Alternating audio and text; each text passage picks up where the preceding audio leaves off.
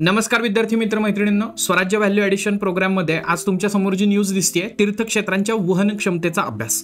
वहन क्षमता म्हणजे कॅरिंग कॅपॅसिटी।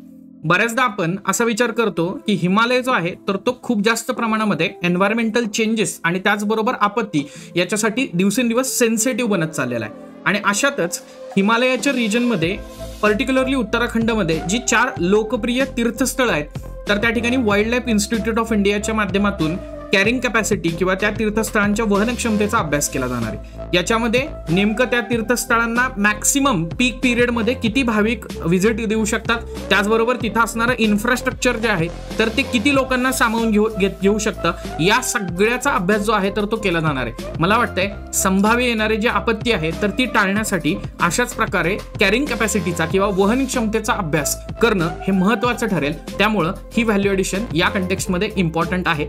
तर विद्यार्थी मित्र मैत्रिणींनो, व्हिडिओ आवडल्यास लाईक, शेअर आणि सबस्क्राईब करा आणि अशाच प्रकारच्या दर्जेदार कॉन्टेंटसाठी आपलं स्वराज्य प्रबोधिनीचं YouTube चॅनल सबस्क्राईब करा। धन्यवाद।